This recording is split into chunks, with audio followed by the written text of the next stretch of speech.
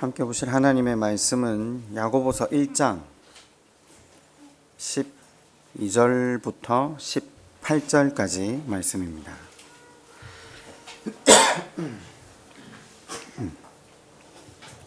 야고보서 1장 12절로 18절까지 말씀을 교독하도록 하겠습니다. 시험을 참는 자는 복이 있나니 이는 시련을 견디어낸 자가 주께서 자기를 사랑하는 자들에게 약속하신 생명의 면류관을 얻을 것이기 때문이라. 사람이 시험을 받을 때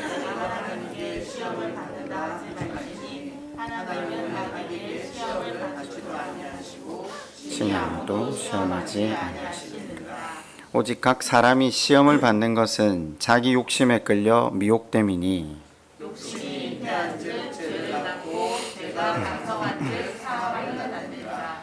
내 사랑하는 형제들아 속지 말라. 다 위로부터 빛들의 아버지께로부터 내려오나니 회전하는 그림자도 함께 봅니다. 그가 그 피조물 중에 우리로 한 첫 열매가 되게 하시려고 자기의 뜻을 따라 진리의 말씀으로 우리를 낳으셨느니라. 아멘. 새해 첫 신년 예배는 우리 신앙의 방향이 어디로 서야 하는가를 살펴보았다면, 오늘 두 번째 예배를 통해서는 올 한 해 우리가 하나님 앞에서 한번 다짐을 하는 예배가 되었으면 좋겠습니다.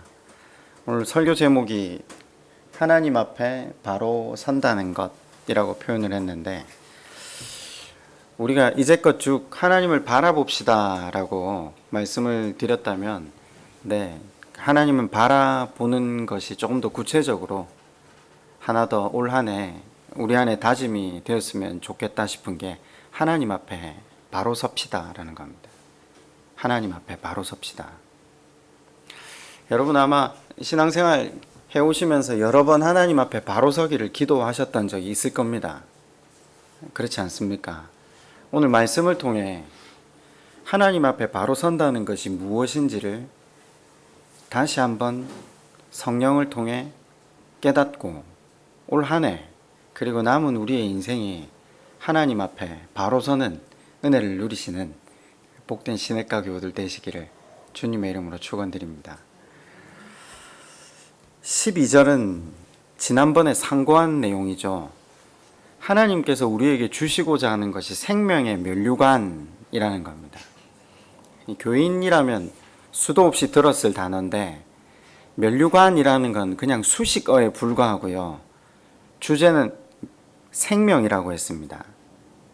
우리가 이 길을 통과했을 때 무슨 상품을 얻는 게 아니라, 여기 말하는 생명의 면류관이라는 건요, 그 면류관을 쓴 것처럼 영광스럽고 풍성한 삶을 누리게 하겠다라는 데 뜻이 있다는 걸 설명을 드렸죠. 영원한 하나님 나라에서, 그죠? 그런데 하나님 나라는 죽어서만 가는 곳이 아니라, 하나님께서 약속하시기를 그 하나님과 동행하는 지금 그 하나님 나라가 완전하진 않지만 누려질 수 있다라고 우리에게 약속을 하셨거든요. 하나님 나라를 이루어가는 삶을 야고보서 1장 1절부터 11절에 1라운드로 설명을 했습니다. 그죠? 하나님 나라를 이루어가는 방법, 생명의 면류관을 얻는 방법이 뭐라고요? 고난을 버텨낸 사람, 인내한 사람. 하나님께서는 고난과 생명을, 이 고난과 생명 면류관을 패키지로 묶어두셨다라는 것을 우리가 지난 시간 상고해 보았죠.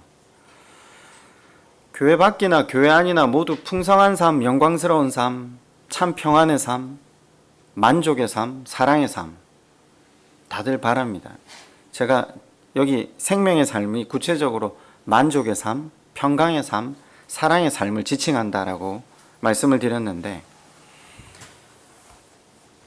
하나님께서 이 삶을 약속하시는데 무엇을 통과하는 사람? 고난을 이기고 견딘 사람에게 이 삶을 약속하고 계신다는 거죠. 그러면 12절 말씀을 보면서 우리가 한 가지 정돈을 해야 될 게 있다면요.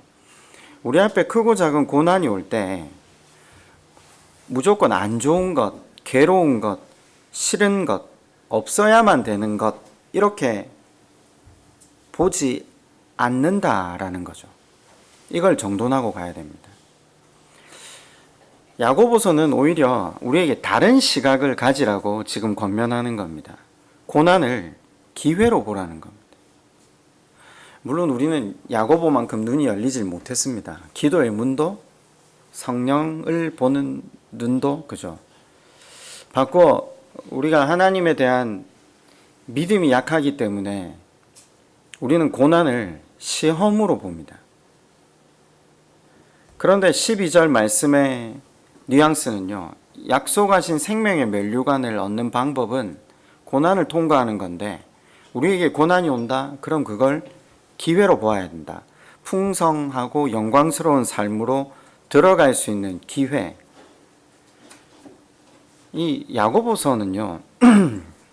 바로 이 관점을 우리에게 가질 것을 권면하고 있습니다.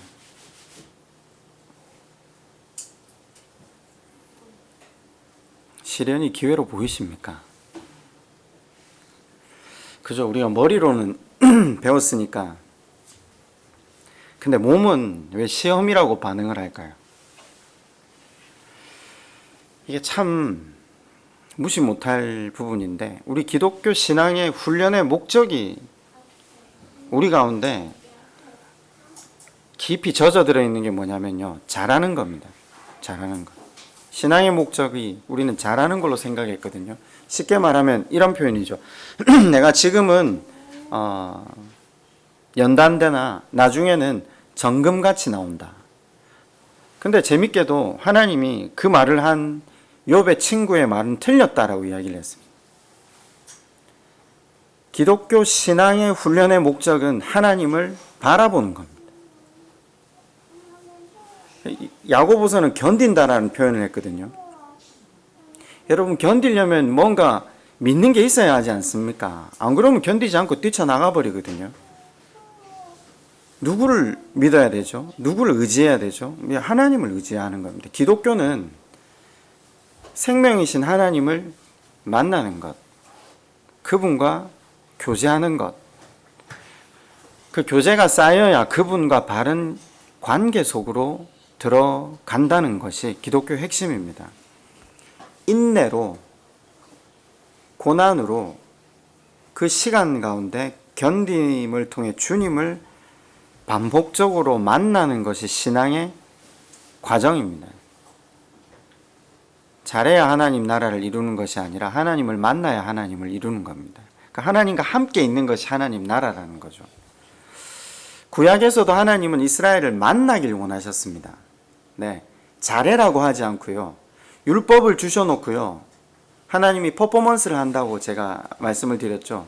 이스라엘 백성을 불러 모아가지고 12지파로 6지파를 나눠놓고 율법을 잘 지킨 사람은 그리심산, 축복의 산으로 올라가고 율법을 어긴 사람은 저주의 산, 에바의 산으로 올라갈 것을 명령하십니다. 그런데 아시다시피 율법을 누가 온전하게 지킬 수 있단 말입니까?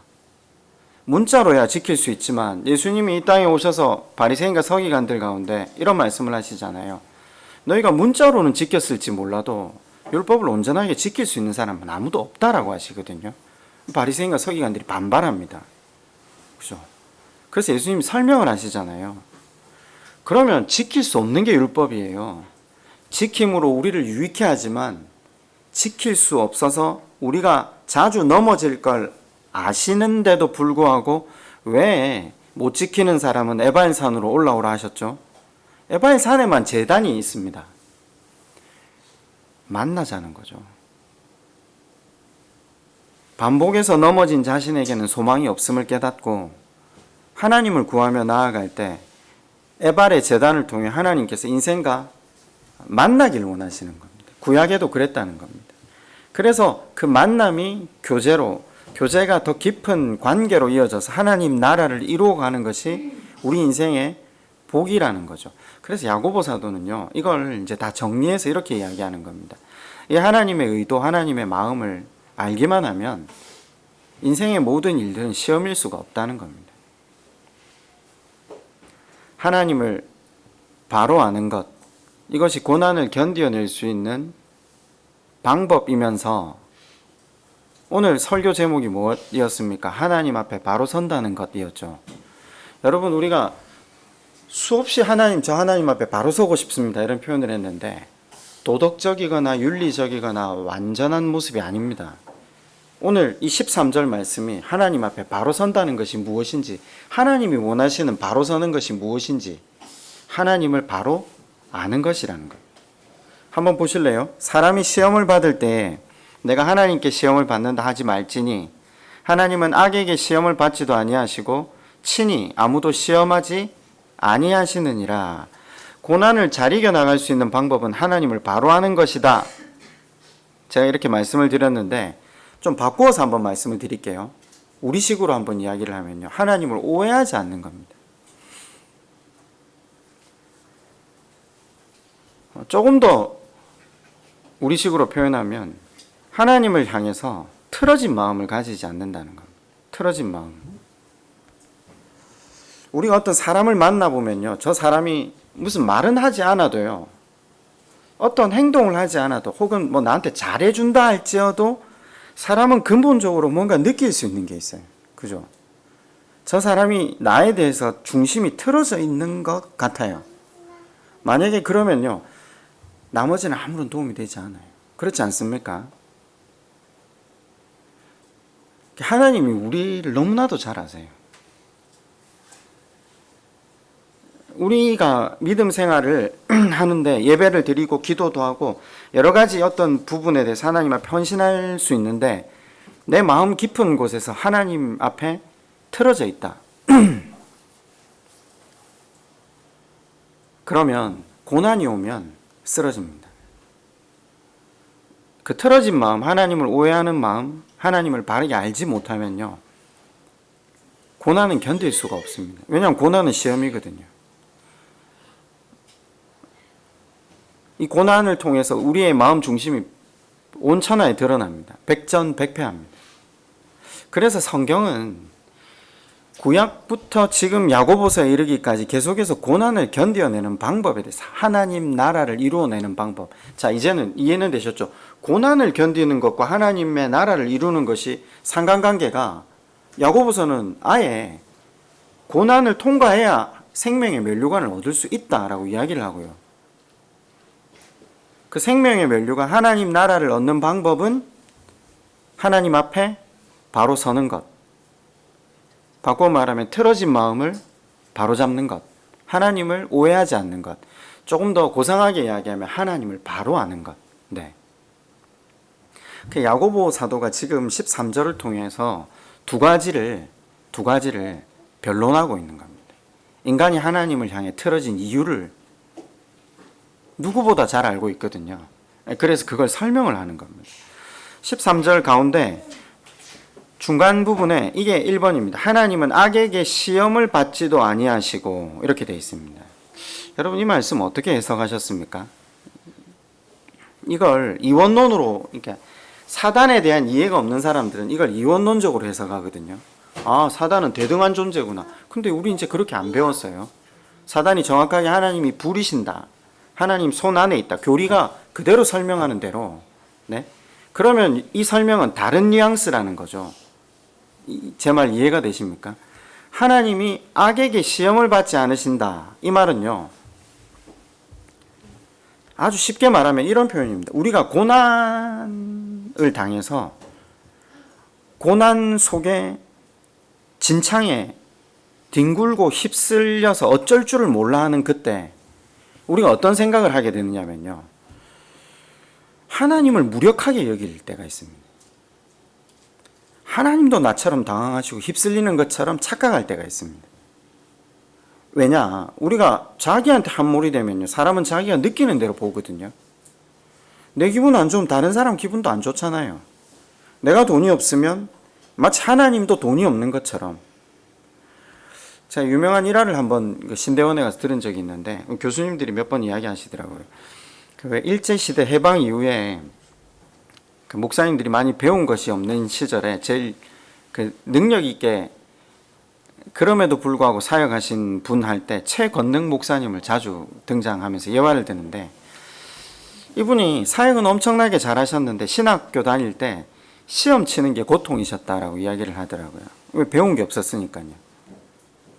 그 시험을 치는데 그 전날 공부를 해야 되는데 이분은 밤새도록 기도를 하셨대요. 그리고 밤새도록 기도를 하고 나서 그 다음날 아침에 이제 시험장에 가가지고 시험지를 탁 펼치면서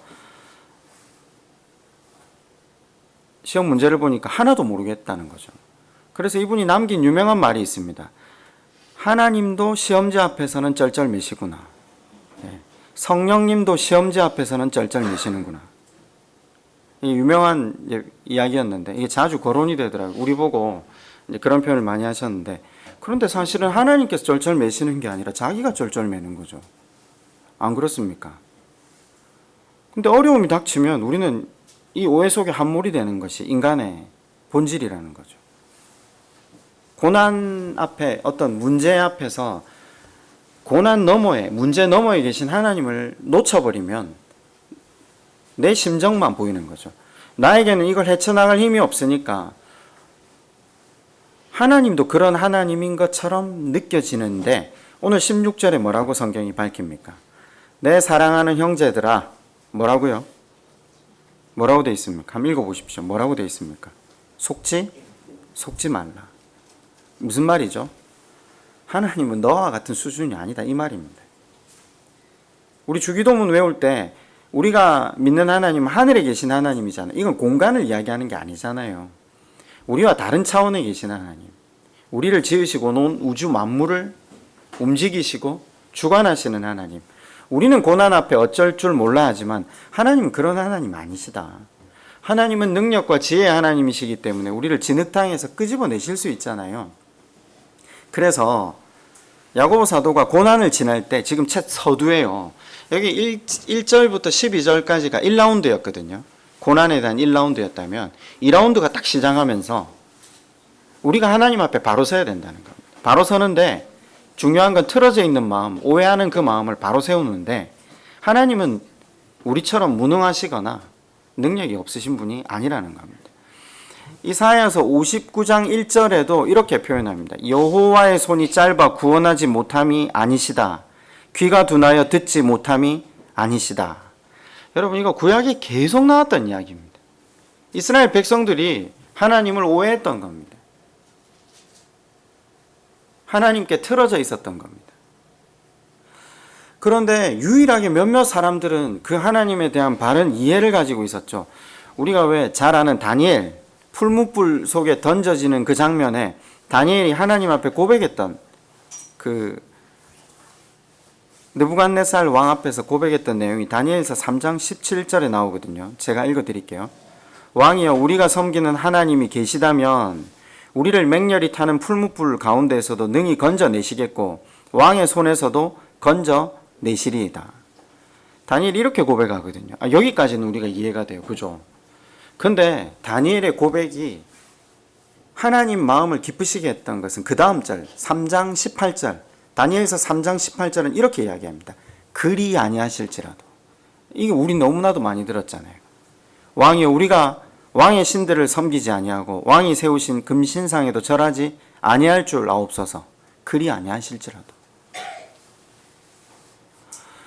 다니엘과 같은 순교의 신앙을 가질 수 있는 비결이 뭔가? 이건 용기가 아닙니다.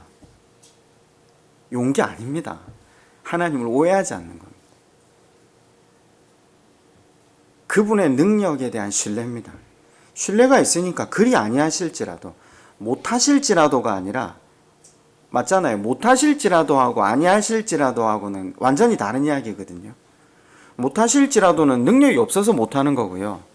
근데 다니엘은 그 마음 중심에 아주 흔들리지 않는 신앙이 있었는데, 하나님은 언제든지 건지실 수도 있다. 그런데 우리 하나님께서 그렇게 안 하실 수도 있다. 못 하시는 것이 아니라 안 하실 수도 있다. 이유는 모르겠다. 그죠? 그러나 내가 한 가지 알고 있는 건, 하나님께서 풀무불 속에서 건지실 수 있는 하나님이시라는 그 능력에 대한 확신입니다. 확신. 이걸 우리에게 가지라는 겁니다. 이걸 오해하지 않는 것, 틀어지지 않는 마음이라고 표현을 하고 있는데, 제가 며칠 전에 애들한테 용돈을 주려고 했는데, 이제 약속한 용돈이 있어가지고 주려고 했는데, 요즘 현금을 잘 안 가지고 다니다 보니까 마침 또 그날 지갑에 현금이 없더라고요. 돈은 누가 많이 있습니까? 애들이 돈이 더 많습니다. 네. 그래서 제가 너희들 저금통을 좀 가져와 봐라. 그래가지고 제가 저금통을 열어가지고 일단 아빠한테 돈을 좀 줘봐라. 나중에 아빠가 넣어놓을게. 네. 말이 안 되는데, 그죠? 애들이 반대를 할까요? 아무도 반대 안 합니다. 왜죠? 아빠의 능력에 대한 신뢰가 있기 때문입니다.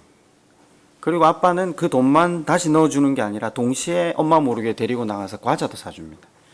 이자가 있다는 것도 압니다. 그 뒤에 풍성한 어떤 은혜가 있다는 걸 누구보다 아니까 비밀번호 바로 말해가지고 다 열어. 우리 집 아이들이 비밀번호 설정을 제가 원하는 대로 해놨습니다. 0000으로 전부 3명 다. 예. 제가 신앙생활 하면서 가장 그 하나님 앞에 질문을 많이 했던 게 뭐냐면요. 제가 어릴 때는 전기를 많이 읽었거든요. 왜 우리 그 선교사님들 전기 많이 읽잖아요. 그리고 합정동에 있는 양화진 선교사 무덤에 갔을 때 제가 하나님 앞에 그 2006년도 초반이었는데 순교자들이 그렇게 고통스러운 상황에 처했을 때 하나님은 뭐 하셨습니까? 하나님은 왜 간섭하고 도와주지 않으셨습니까? 그리고 왜 침묵하셨습니까?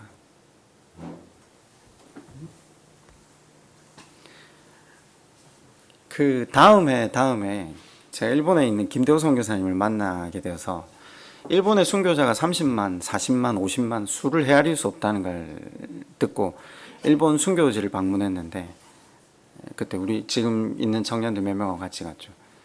히라도 절벽에 밀려서 거기까지 가서 순교했던 사람들, 신앙을 지키려고 자기의 목숨을 내어버렸던 사람들, 히라도에서 한참 울었거든요. 하나님 뭐 하셨습니까? 하나님 뭐 하셨습니까?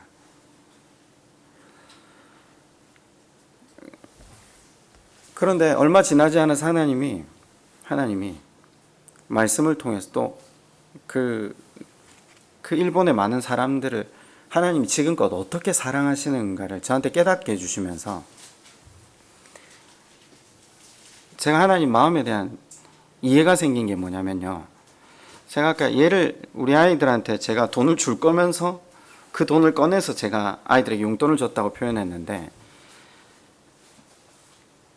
왜 제가 그런 행동을 하느냐면요. 그 정도는 자신 있게 갚아줄 수 있기 때문입니다. 아무런 불만이 없을 수 있게 2배가 아니라 온전하게 더 갚아줄 수 있기 때문에 주저하지 않거든요. 하나님 자신이 있으신 겁니다. 하나님이 우리에게 죽도록 충성하라 명령을 하시는 이유는 자신이 있기 때문에 이 세상에서 당한 고통, 수치 이거 다 잊어버릴 정도로 눈물은 완전하게 씻겨주는 정도가 아니라 풍성한 영광스러운 존귀케 되는 그 삶을 넉넉하게 주실 자신이 있기 때문에 하나님께서 우리 가운데 동일한 방법으로 일하고 계시구나. 여러분 말씀과 기도 가운데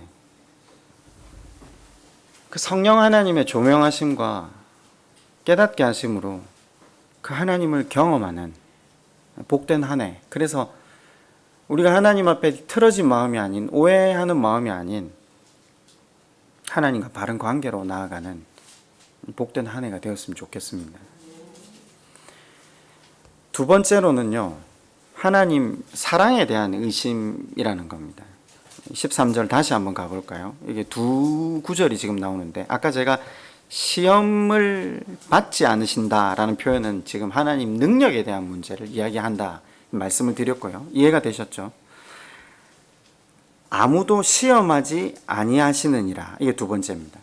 아무도 시험하지 아니하시느니라. 그럼 지금 아까 첫 번째 문제는요.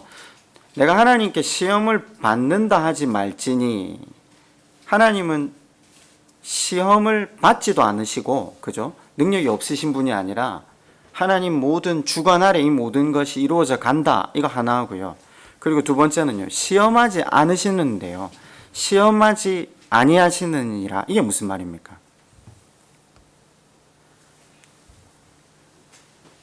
우리의 고난을 허락하지 않는다. 이 말은 아닙니다. 무슨 말인가? 고난을 허락하시지만 하나님께서 우리를 미워하시거나 괴롭히기 위해서 시험하는 게 아니라는 겁니다. 쉽게 말하면 그런 얘기입니다. 어려운 시간을 통과할 때 우리는 하나님이 우리를 내팽개친 것 같은 느낌을 가지거든요. 오히려 하나님 배후 조종을 하시고 계시나? 하나님에 대해서 굉장히 못마땅한 마음을 가질 때도 있어요. 이게 사실 몇 년씩 가는지 모릅니다. 머리로는 알지만 가슴으로 내려오는데 시간이 엄청 걸리죠. 연약하기 때문에 우리가. 근데 우리한테 위로가 되는 건요. 이스라엘 백성이 창세기부터 말라기까지 끝까지 그러고 앉아 있어요. 이게 위로가 된다고 말을 해야 될지 모르겠지만 오고 가는 이 땅의 모든 사람들이 하나님의 진심을 몰라주는 거죠. 부모의 마음을 모르는 것을 사춘기라고 하지 않습니까? 이스라엘 백성들이 모두가 하나님을 오해했기 때문에 예레미야 29장 11절 예레미야서는 사실 거의 뒷부분이잖아요. 성경에 보면 구약 성경에 29장 19절에 보면 아주 중요한 구절이 나옵니다. 여러분 안 찾으셔도 됩니다. 너무나 많이 들어서요. 나 여호와가 말하노라 너희를 향한 나의 생각은 내가 안 하니. 너희를 향한 나의 생각은 누가 한다고요? 내가 한대요.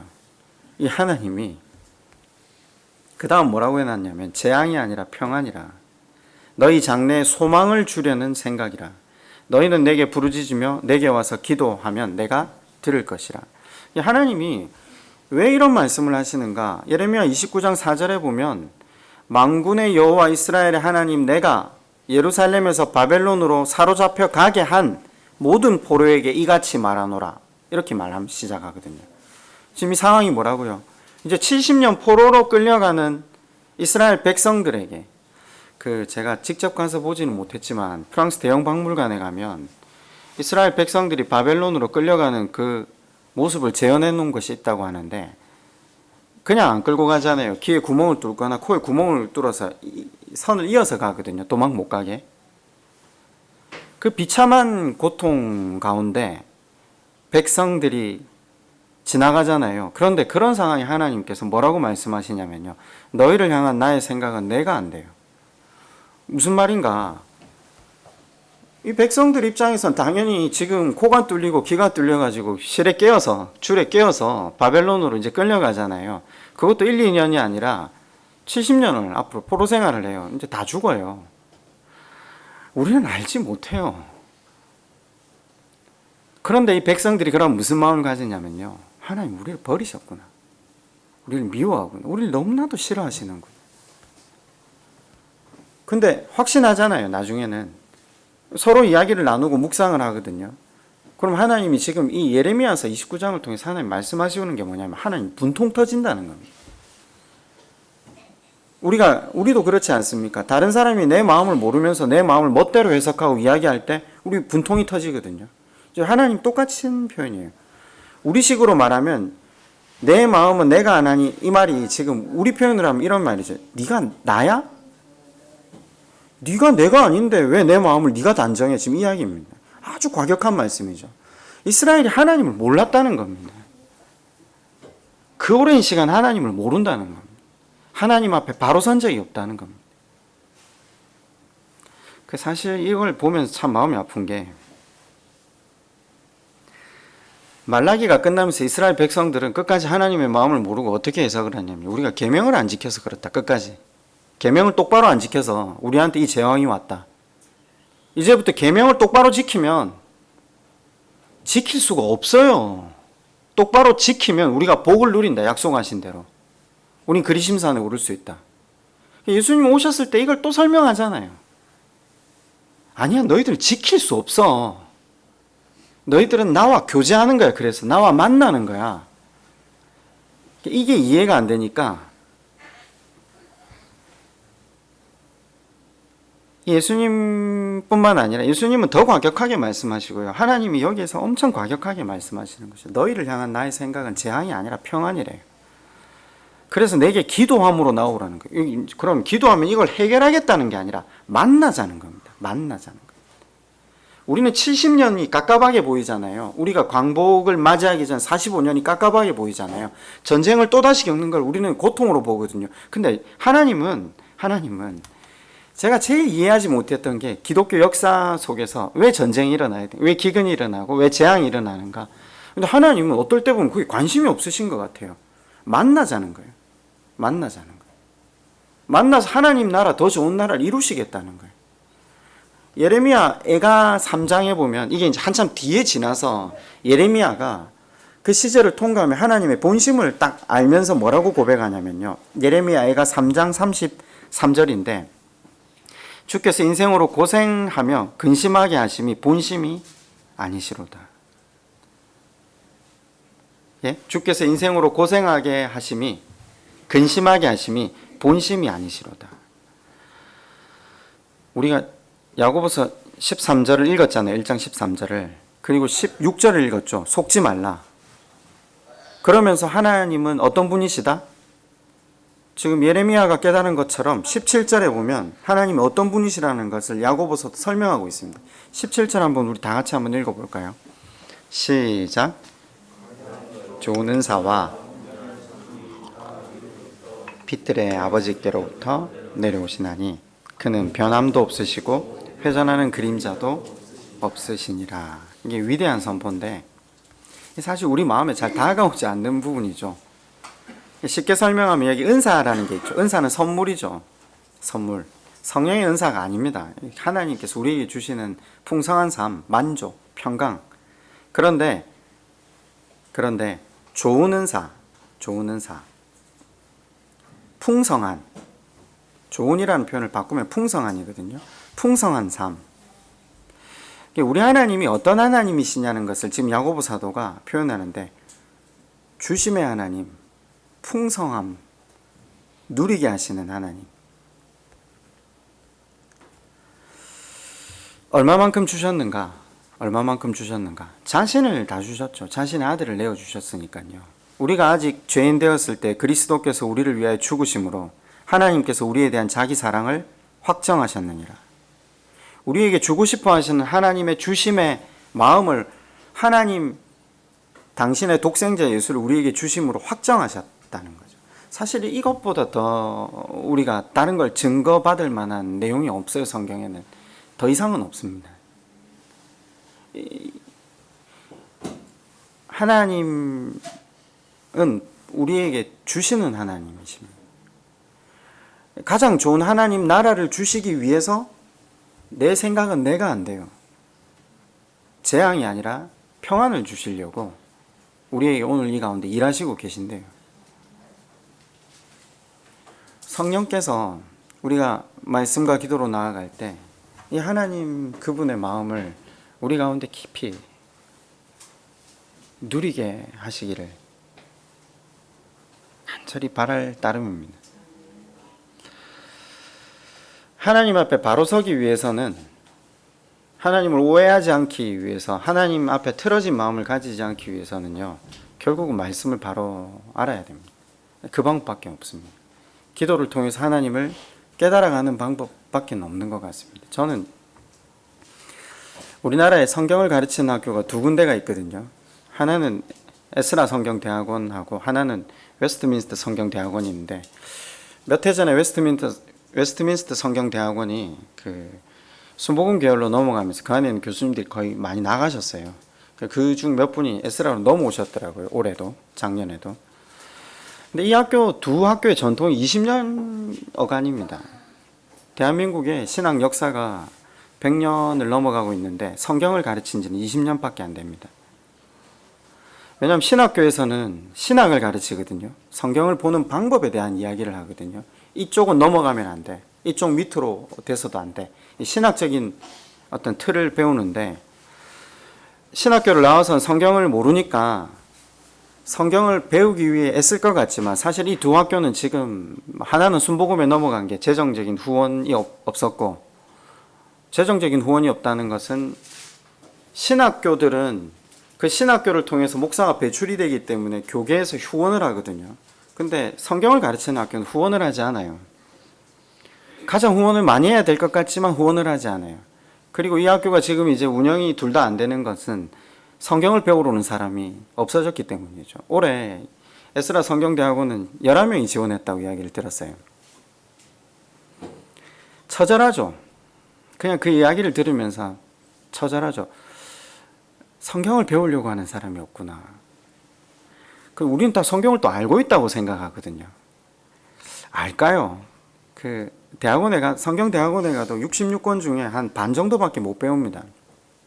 제가 성경대학원에 가서 깨달았던 게 그런 겁니다. 여기 오니까 내가 연구하고 발표를 시키더라고요. 대학원은 그런 식이거든요. 하나하나 다 가르쳐 주는 데가 아니에요.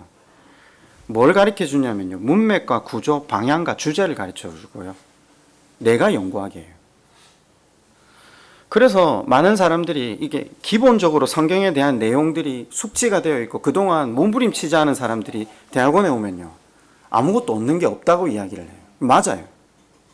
얻는 게 있을 수가 없어요. 제가 중국에 가서 오해신학교에서 강의를 몇 년 한 적이 있거든요. 거기 에스라 출신들이 가서 이제 강의를 한 적이 있었는데 거기 배우러 오는 사람들이 이제 중국 전역에 걸친 목사님들이셨는데 목사님들이 적어도 성경을 100번 이상 읽었다. 사실 100번이 아니더라고요. 수백 번 읽었는데 그냥 100번으로 표현을 하는 건데 100번 이상 읽은 사람들이 사실 우리보다 더 똑똑한 거죠. 어떤 문맥에 대한 주제에 대한 방향성에 대한 이해를 했을 때 그냥 알아들어요. 이게 얼마나 무섭다는 걸 알았어요. 성경을 얼마나 많이 읽었으면 그 고난과 시험과 역경 가운데 읽을 게 성경밖에 붙들 게 하나님밖이니까 얼마나 성경을 많이 읽었으면 하나님에 대한 이야기를 설명을 했을 때 제가 이해하는 것보다 더 깊이 이해를 하더라고요. 제가 몇 해 가서 강의를 하면서 깨달았는 게 에스라에 오는 분들도 마찬가지구나. 내용이 숙지가 안 돼 있는 상태로 내용을 배우겠다고 오니까 엉뚱한 문제에 부딪히는 거죠. 가서 저는 문맥과 구조, 방향과 주제를 잘 배웠습니다. 그리고 그 웨스트민스터를 나오신 분이 계시길래 제가 그분하고 굉장히 친하게 지냈거든요. 아주 전략적으로. 왜냐하면 그 학교를 다시 2년 다닐 자신은 없고 거기서 배운 모든 강의 자료와 강의 내용을 맞바꾸자. 욕심을 한번 부린 거죠. 그래, 뭘 주겠냐 당신은 나한테. 설교문을 주겠다. 제 설교문이 무슨 가치가 있습니까? 근데 그분이 저한테 은혜를 베푼 거죠. 웨스트민스터 강의 한도 다 주셨어요. 그래서 이제 제가 공부를 쭉 하면서 느낀 게 이걸 정돈을 해야 되는 거거든요. 결국 정돈을 해서 전달하는 게 먼저 배운 사람들의 역할이라는 걸 저는 알아요. 제가 깨달은 게 아니잖아요. 공부를 해서 전달하는 거예요.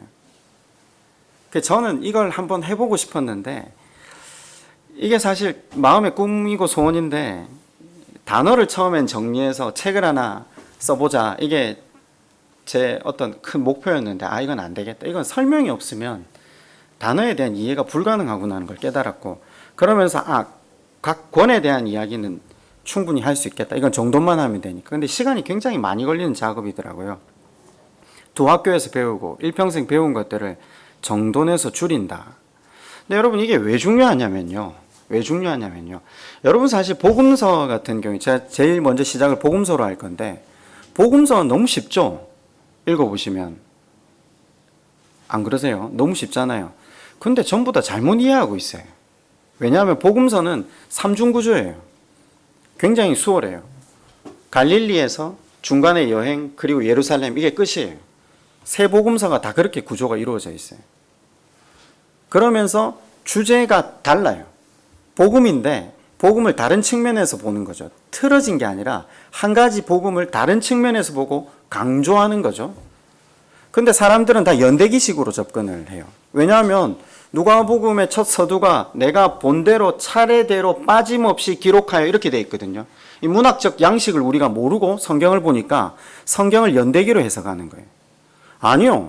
아니요. 이게 성경을 어디다 담았죠? 성경을 문학에다 담았어요.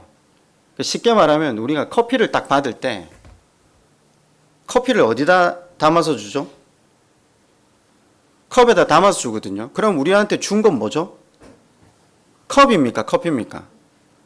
근데 우리는 아무도 컵이라고 이야기를 하지 않아요. 근데 컵이 굉장히 중요하죠. 컵이 없으면 커피를 담을 데가 없거든요. 성경이 어디 담겨 있죠? 문학에 담겨 있어요. 우리가 사용하는 문학에 담았다니까요. 문학을 이해하지 못하면요, 성경을 이해하지 못해요. 그래서 쉽게 말하면 이런 거죠. 그녀는 그의 가슴에 비수를 찔렀다.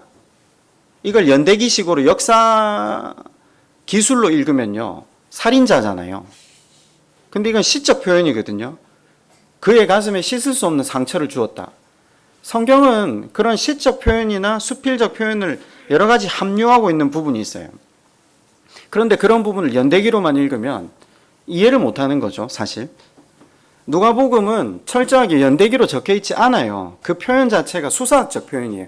본대로 내력이 빠짐없이 차례대로 적었다, 이 말이 일목요연하게라는 관용어구인데 무슨 말이냐면요, 중요한 것을 부각해서 적었다, 이런 표현이 되어 있어요.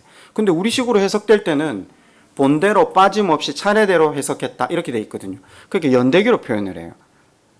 무슨 말인가? 그러면 누가가 아주 순서대로 빠짐없이 차례대로 적었을 것 같지만 아니요. 예수님이 왜 강도 만난 사람에게 하시는 말씀이 있는데 이런 표현을 써요. 제자도를 설명하면서 제자란 무엇인가 할 때 누군가 너에게 다가와서 속옷을 내어달라 하면 너는 겉옷까지 내어주라, 이런 표현이 있죠. 마태복음에 나오거든요. 무슨 말이죠? 유대인들은 겉옷을 빼앗아가면요, 이건 송사가 돼요. 재판에 걸려요. 왜냐하면 이 사람은 기본권이거든요.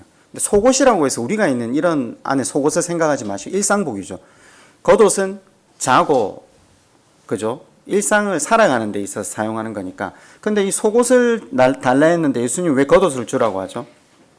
제자는 자신의 삶의 기본권 전체를 내어줄 수 있는 사람, 하나님을 온전히 신뢰하는 사람입니다. 이걸 이야기했거든요. 근데 누가복음에 가면 빠짐없이 본대로 차례대로 기록한다는데 거꾸로 기록해놨어요.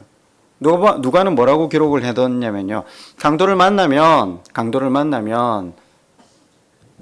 예수님 아까 뭐까지 내어주라고요? 겉옷까지. 근데 누가는 뭐를 내어주라 해놨겠습니까?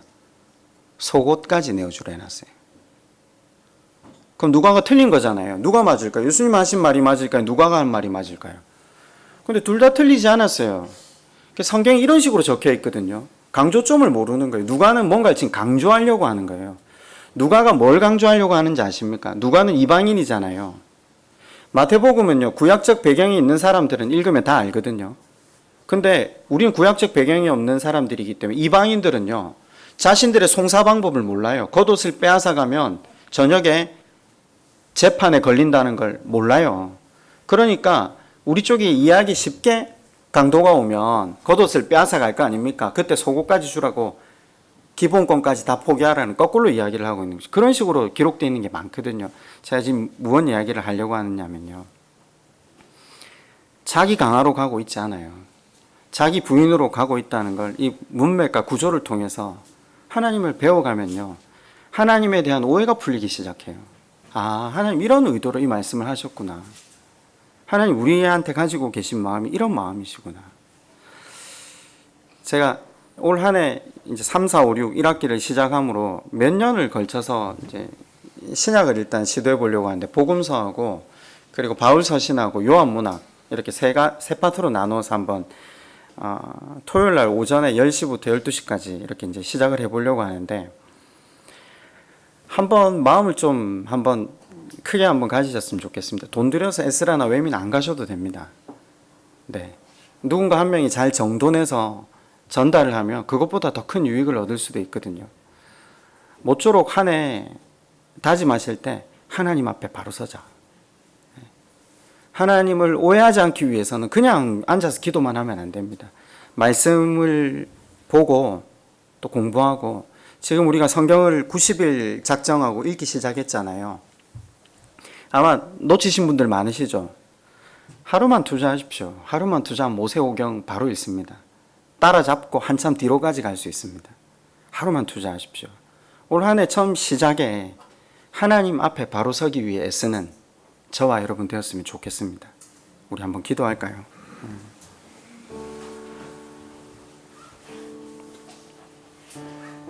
여러분, 우리가 살아가면서 우리가 지금 겪고 있는 이 시간들, 그게 고난일 수도 있고 시험일 수도 있고 시련일 수도 있고, 그죠? 이걸 이길 수 있는 제일 중요한 건요, 우리의 중심이 고쳐져야 된다는 겁니다. 하나님에 대한 오해, 틀어진 마음이 바르게 되어야 된다는 겁니다. 내 형제들아 속지 말라. 모든 것에 풍성한 우리 하나님은 우리에게 모든 걸 주시기 위해서 이와 같은 일을 하시고 계신다. 여러분, 이 신앙의 여정을 잘 견뎌 나갈 수 있는 방법은 우리 안에 마음을 새롭게 창조하실 우리 하나님의 마음을 깨닫는 것밖에 없습니다. 우리 시간 한번 하나님 마음을 깊이 깨닫게 해달라고 성령 하나님의 조명하심과 도우심을 우리 구하는 기도를 하나님 앞에 나아가겠습니다.